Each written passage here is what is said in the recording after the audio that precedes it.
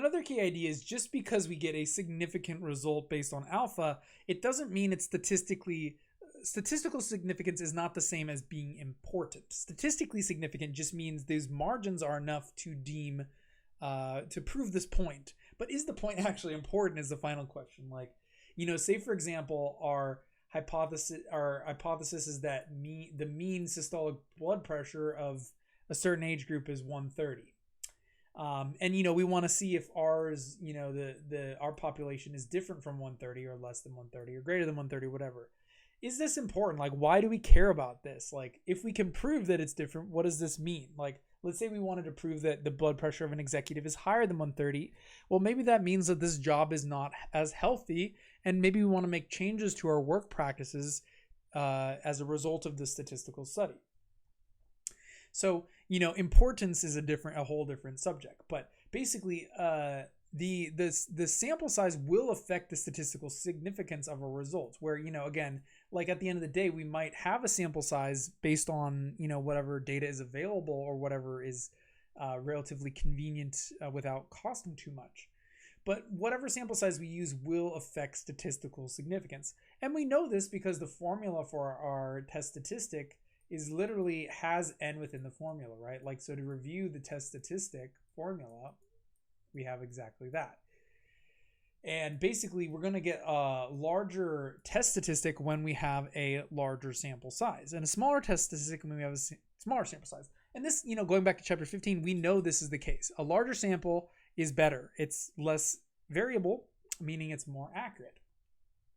But, directly in the formula, this is going to be true. So when we get a statistically significant result, we have to know that, okay, this is affected by our sample size to begin with.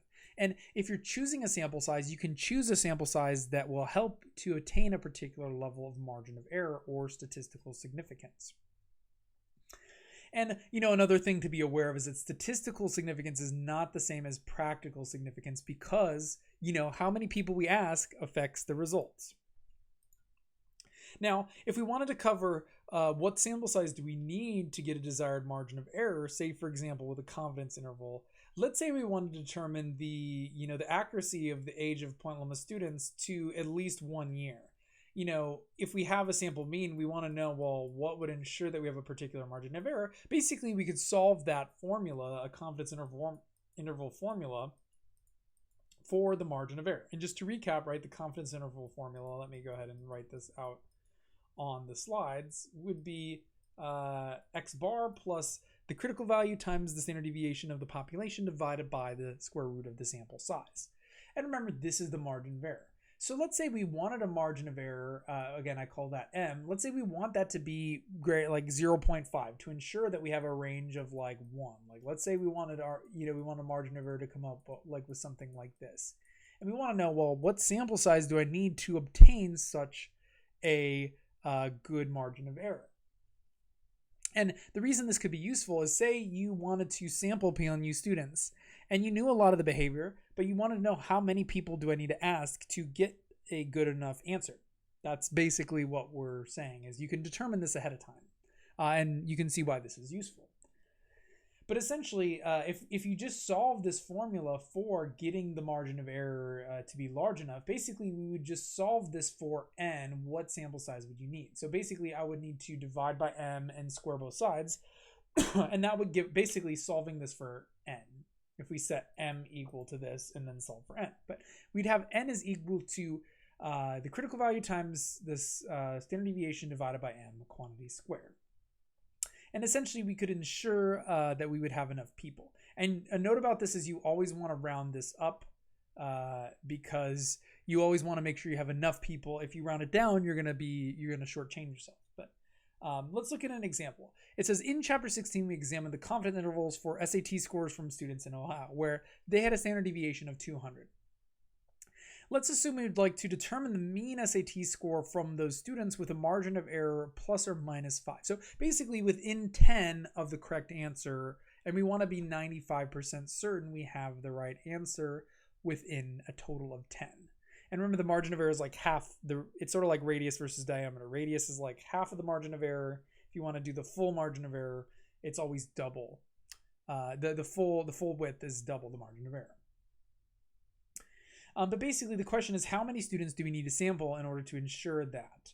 But basically, we could use the formula. So n would be equal to, well, we know the critical value for 95% by table C, or using the other technique I showed you. But it's also given here as 1.96. Then we need to multiply by the standard deviation of those SAT scores and divide it by the desired margin of error, which is 5. And if we do all of this, this should tell us how big of a sample size we need. So let me go ahead and grab my calculator real quick and run through the numbers. 1 second. So I didn't want to close my side, but we get 1.96 times 200 divided by 5. And it appears as though that gives us 78.4. And as I said, we always want to round that up regardless. But basically, we need to survey 79 students in order to make sure that the SAT score we obtain is close enough with 95% confidence. And if you want to be more confident, you're going to need more students because, again, notice that there's a relationship between a higher confidence level would mean a higher Z-star. And, you know, again, it's affected by the variability of the distribution and the size of your margin of error. Last but not least, there's something which we refer to the power of a significance test, which the book gets into the details of how to calculate it and the ideas, which is not something we're going to talk about in the videos because we're not going to get into, I'm never going to make you calculate power or anything in class. But basically, the power is sort of similar to the level of the margin of error of a confidence interval. It's like how confident we want to be that we can detect errors within a particular survey. I'll go ahead and end the video here, but in the next video, I wanted to just briefly talk about what we call type 1 and type 2 errors, and how you can kind of determine what that means in the context of a significance test.